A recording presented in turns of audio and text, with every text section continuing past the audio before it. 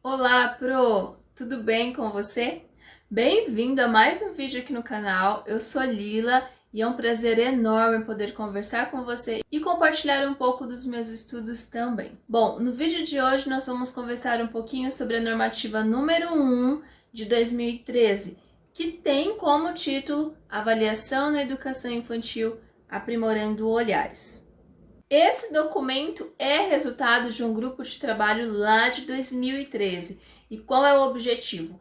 Trazer para nós facetas da educação. Então, para que a gente possa pensar um pouco melhor, compreender conceitos de criança e de infância, tratar sobre criança e adulto, currículo e projeto político-pedagógico, assim como EMEI e o ensino fundamental. E após a leitura, o estudo desse documento, entende-se que nós, professores e educadores, nós sejamos capazes de melhor escrever os nossos registros acerca das nossas crianças. Então, o processo de desenvolvimento da criança dentro do ambiente escolar. Como esse documento é um pouquinho extenso, nós teremos mais de um vídeo para tratar desses assuntos, certo?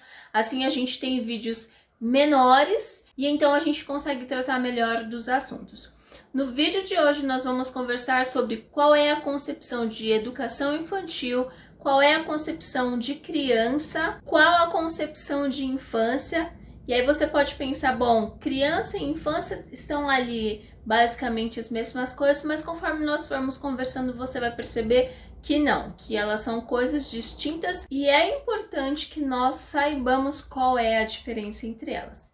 E por fim falaremos também sobre qual é a concepção de currículo. Então, se você tem interesse em fazer alguma anotação, sugiro que você já pegue aí um lápis, uma caneta, um papelzinho e bora iniciar o nosso vídeo. Mas antes, não esqueça, já deixa o seu like, afinal é um assunto bastante interessante. A gente precisa pensar como é que a gente faz os nossos registros? Onde é que eu posso melhorar? Será que eu estou entendendo, compreendendo essa concepção ou eu não estou confundindo a concepção dessa criança com a concepção daquela criança?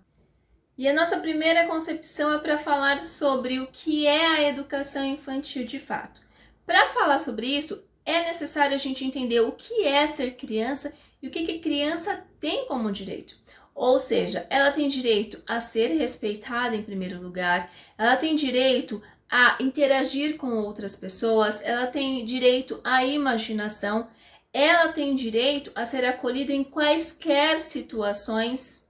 De maneira geral, entender o que significa qual a concepção de educação infantil é termos a ciência de que nós precisamos proporcionar às nossas crianças um espaço organizado onde ela pode interagir com outras crianças, com outras pessoas. E então, a partir disso, elas podem se desenvolver e se constituírem enquanto seres sociais. E quando a gente fala sobre concepção de criança e concepção de infância, lembra que no início do vídeo eu falei para você que a concepção de determinada criança talvez não seja a mesma concepção de outra determinada criança? E isso vale também para a concepção de infância. Por que eu estou falando isso? As concepções de criança e infância são construções sociais. Nós, professores, educadores, nós precisamos levar em conta qual é o contexto em que a criança está inserida,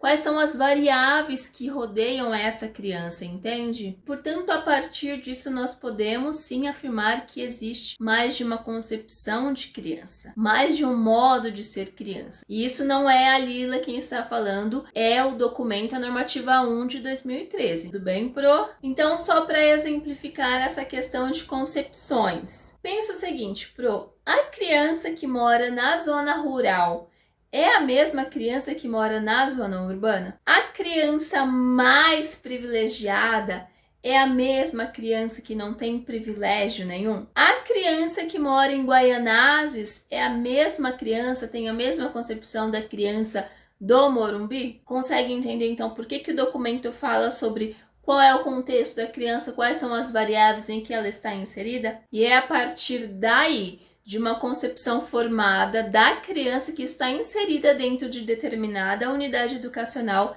é que essa escola ela vai começar a se organizar, se planejar, se estruturar para receber essa criança e atendê-la de acordo com a sua concepção, de acordo com as suas necessidades. Atendendo essa criança para que, de modo, segundo o documento, ela seja atendida em sua integralidade. Portanto, é oportunizar essa criança que ela cresça e que ela aprenda a ser socialmente competente. Assim como a concepção de criança, a concepção de infância precisa ser pensada, elaborada, constituída a partir da unidade educacional, isso também vale para o currículo. O que é importante a gente entender? Não existe uma receita pronta onde todas as unidades educacionais deverão seguir. Mas aí você pode falar, mas Lila, e a BNCC? Mas e o currículo paulista? Sim, serão essas as nossas receitas? Não. Bom, primeiro, BNCC é a base para que a gente possa montar o currículo. A gente que eu falo, o pessoal da educação, né? É a base, são o conjunto de aprendizagens essenciais. Tem um vídeo aqui no canal, se você ainda não viu, vou deixar aqui no card, dá uma olhadinha que lá eu explico melhor o que é a BNCC de fato. É importante compreender o que é a BNCC, o que é o nosso currículo. E a partir da BNCC é que se foi criado o nosso currículo paulista da cidade de São Paulo, tá? Então, a partir da BNCC, os conjuntos essenciais de aprendizagem, pensou-se no contexto cidade de São Paulo, que olha lá, é uma cidade muito grande, e então foi montado o currículo paulista. Essa normativa 1 de 2013 que nós estamos conversando, ela fala exatamente a respeito disso. Existe o currículo e o currículo é a base, mas é a base para quê? Porque a partir do currículo, a gestão democrática que existe dentro da escola, ela vai sentar e ela vai montar o quê? O seu projeto político-pedagógico, certo? Então ela vai ali olhar, conversar com o contexto que ela tem. Então, sabe aquela coisa de currículo oficial e o currículo oculto? Não que a unidade educacional vai deixar de lado o currículo oficial, claro que não, mas há uma necessidade de se moldar o currículo para determinado contexto em que a criança está inserido, para que haja uma interlocução entre os seres que ali se envolvem, entende? Eu ouço sempre de muitos colegas dizendo o seguinte: ah, mas o currículo é um sonho, no currículo é perfeito, o currículo é o ideal, mas e o real? Exatamente isso. O currículo, ele é uma base para a nossa cidade, percebe isso? Porque é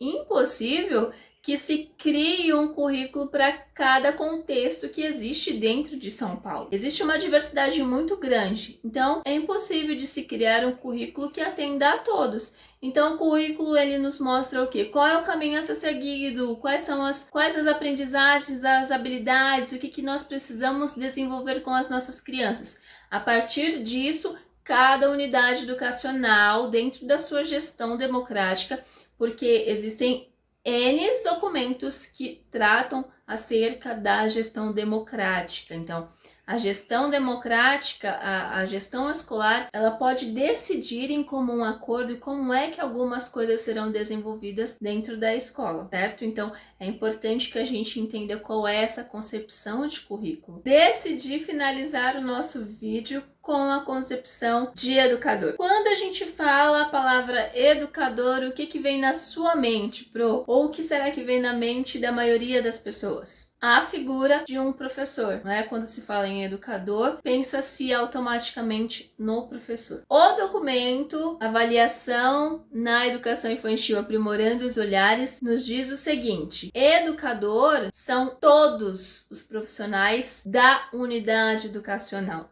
Exatamente, não é só o professor, são todos os profissionais envolvidos.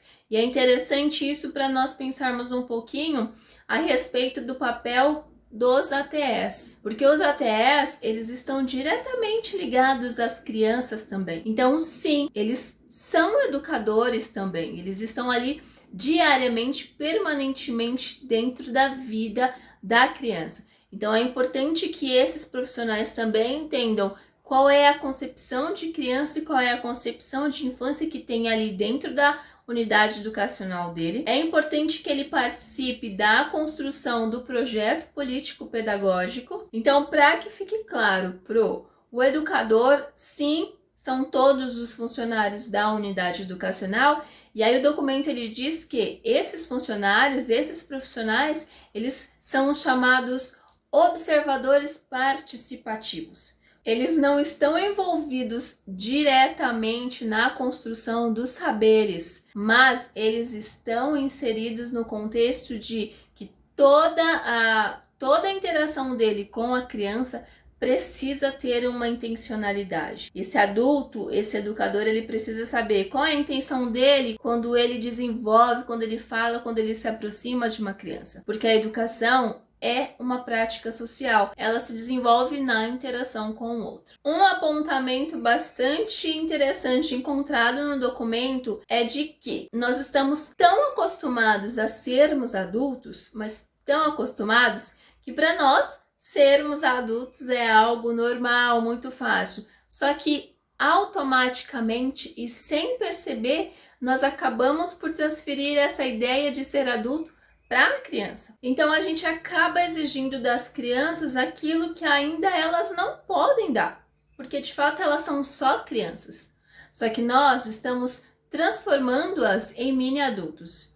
Isso é um grande erro, na verdade um erro da nossa parte. E o documento diz que nós precisamos prestar atenção nisso e precisamos proporcionar à criança o protagonismo infantil. E a partir desse protagonismo infantil é que vai começar a interlocução entre aluno e professor. E é a partir desse protagonismo infantil que nós vamos ajudando as nossas crianças a se desenvolverem. E como é que a gente faz isso? Proporcionando acesso à cultura, proporcionando acesso à diversidade, deixando que essas crianças elas brinquem, elas criem, que elas vivam em um mundo lúdico, que de fato é o mundo que elas estão inseridas e que é o que é a realidade delas naquele momento, afinal elas são crianças. E a partir do momento que nós conseguimos fazer isso, nós criamos crianças mais potentes. E agora deixando um pouquinho de lado a concepção de educador, porque nós somos, assim como os demais também são, e vindo para a perspectiva do docente.